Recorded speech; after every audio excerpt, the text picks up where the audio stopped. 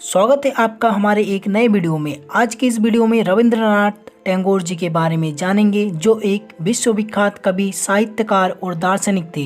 रविंद्रनाथ टैगोर जी का जन्म 7 मई 1861 में हुआ था। उनका जन्म स्थल कोलकाता है, जो पश्चिम बंगाल राज्य में स्थित है। वे अकेले ऐसे भारतीय साहित्यकार हैं जिन्हें नोबेल पुरस्कार मिला है। वे नोबेल पुरस्कार पाने वाले प्रथम एशियाई और साहित्य में नोबेल पाने वाले पहले गैर यूरोपीय भी थे। वे दुनिया के अकेले ऐसे कवि थे जिनकी रचनाएं दो देशों का राष्ट्रगान है, भारत का राष्ट्रगान जन गण मन और बांग्लादेश का राष्ट्रगान अमर सोनार बांग्ला। आज भले ही रविंद्रनाथ टैगोर जी हमारे बीच नहीं है, लेकिन उनकी यादें आज भी हैं। टैगोर जी के बारे में विस्तार से बताने के पहले, अगर अभी तक आपने चैनल को सब्सक्राइब नहीं किया है तो सब्सक्राइब कर लीजिए, साथ ही अपने दोस्तों के साथ वीडियो को शेयर कर दीजिए। चैनल का पर्पस है आप तक उन लोगों की जीवन कथाएं पहुंचाना जो अपने जीवन में बहुत कुछ अचीव कर पाए हैं, ताकि आपको इन लोगों से प्रेरणा मिले, आप कुछ सीख पाए और अपने नॉलेज को बढ़ा पाए। रविंद्रनाथ जी के पिता का नाम देवेंद्रनाथ टैगोर और माता जी का नाम शारदा देवी थी। वो अपने माँ बाप के 13 संतानों में सबसे छोटे थे। जब वे छोटे थे तभी उनकी माँ का देहांत हो गया था। और चूँकि उनके पिता अक्सर बाहर यात्रा पर ही रहते थे, इसलिए उनका लालन पालन नौकरों चाकरों द्वारा ही किया गया। टैगोर परिवार बंगाल रेनेसां के अग्र स्थान पर था।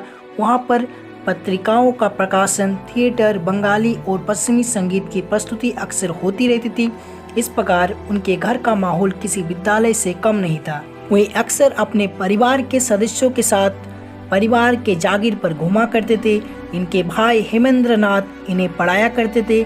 इस अध्ययन में तैराकी, कसरत, जूडो और कुश्ती भी शामिल थे। इसके अलावा इन्होंने ड्राइंग, शरीर रचना, इतिहास, भूगोल, साहित्य, गणित, संस्कृत और अंग्रेजी भी सीखा। आपको ये जानकर हैरानी होगी कि औपचारिक शिक्षा इनको इतनी नापसंद थी कि कोलकाता के प्रेसिडेंसी कॉलेज में वे सिर्फ एक ही दिन गए थे। रविंद्रनाथ जी अपने पिता के साथ कई महीनों के भारत भ्रमण पर निकल गए। हिमालय स्थित पर्यटन स्थल डलहौजी पहुंचने से पहले वह परिवार के जागीर शांति निकेतन और अमृतसर भी गए। डलहौजी में उन्होंने इतिहास, आधुनिक विज्ञान, संस्कृत, जीवनी का अध्ययन किया और कालिदास के कविताओं की विवेचना की। इनके पिता देवेंद्रनाथ उन्हें बैरिस्टर बनाना चाहते थे, इसलिए उन्होंने रविंद्रनाथ को वर्ष 1878 में इंग्लैंड भेज दिया। उन्होंने यूनिवर्सिटी कॉलेज लंदन में लॉ की पढ़ाई के लिए दाखिला ले लिया और कुछ समय बाद उन्होंने पढ़ाई छोड़ दी और शेक्सपियर और कुछ दूसरे साहित्यकारों की रचनाओं का अध्ययन किया। सन 1880 में बिना लॉ की डिग्री के वह बंगाल लौट आए। वर्ष 1883 में उनका विवाह मृणालिनी से हुआ। इंग्लैंड से वापस आने और अपनी शादी के बाद से लेकर सन 1901 तक का अधिकांश समय रविंद्रनाथ ने सियालदह स्थित अपने परिवार की जागीर में बिताया। उन्होंने दूर तक फैले अपने जागीर में बहुत भ्रमण किया और ग्रामीण और गरीब लोगों के जीवन को बहुत करीब से देखा। वर्ष 1891 से लेकर 1895 तक उन्होंने ग्रामीण बंगाल के पृष्ठभूमि पर आधारित कई लघु कथाएं लिखी। वर्ष 1901 में रविंद्रनाथ शांति निकेतन चले गए। वह यहाँ एक आश्रम स्थापित करना चाहते थे। यहाँ पर इन्होंने एक स्कूल, पुस्तकालय और पूजा स्थल का निर्माण किया। इन्होंने यहाँ पर बहुत सारे पेड़ लगाए और एक सुंदर बगीचा भी बनाया। यहीं पर उनकी पत्नी और 2 बच्चों की मौत भी हुई। इनके पिता सन 1905 में चल बसे। इस समय तक उनको अपनी विरासत से मिली संपत्ति से मासिक आमदनी भी होने लगी थी।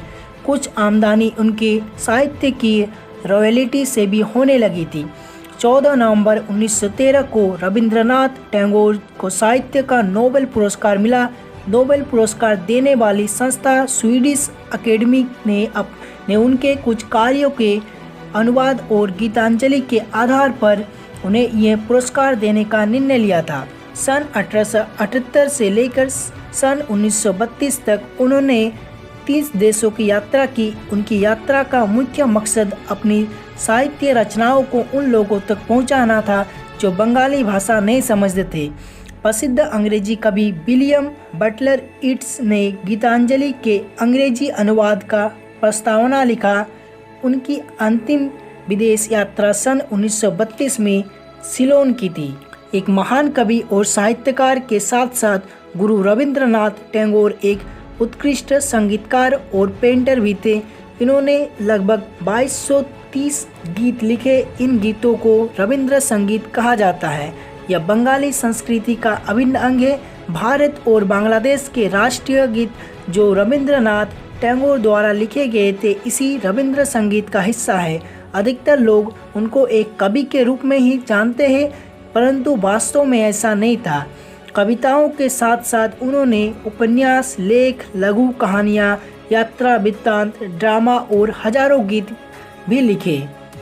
इन्होंने यूरोप के उपनिवेशवाद की आलोचना की और भारतीय राष्ट्रवाद का समर्थन किया। इसके साथ साथ इन्होंने स्वदेशी आंदोलन की आलोचना की और कहा कि हमें आम जनता के बौद्धिक विकास पर भी ध्यान देना चाहिए। इस प्रकार हम स्वतंत्रता का मार्ग प्रशस्त कर सकते हैं। भारतीय स्वतंत्रता आंदोलन के समर्थन में इन्होंने कई गीत लिखे। सन 1919 के जलियांवाला बाग नरसंहार के बाद इन्होंने अंग्रेजों द्वारा दी गई नाइटहुड का त्याग कर दिया। गांधी और अंबेडकर के मध्य अछूतों के लिए पृथक निर्वाचक मंडल मुद्दे पर हुए मतभेद को सुलझाने में इनकी महत्वपूर्ण भूमिका रही। इन्होंने अपने जीवन के अंतिम 4 साल पीड़ा और बीमारी से बिताए। वर्ष 1937 के अंत में ये अचेत हो गए और बहुत समय तक इसी अवस्था में रहे। लगभग 3 साल बाद एक बार फिर ऐसा ही हुआ। इस दौरान वह जब कभी भी ठीक होते तो कविताएं लिखते। इस दौरान इन्होंने लगभग 15 गद्य और पद्य कोश लिखे। इन्होंने इस दौरान लिखे गए साहित्य के माध्यम से मानव जीवन के कई पहलुओं को छुआ। इस दौरान लिखी गई कविताएं इनकी इतनी बेहतरीन कविताएं में से मानी जाती थी। इनकी कविताएं बहुत ही बेहतरीन थी। लंबी बीमारी के बाद 7 अगस्त 1941 को इन्होंने इस दुनिया को अलविदा कर दिया। उम्मीद है कम समय में रविंद्रनाथ टैगोर जी के जीवन कहानी को अच्छे से समझा पाया हूँ। इसी तरह के महान लोगों की लाइफ स्टोरी सुनने के लिए चैनल को सब्सक्राइब करें। Thank you.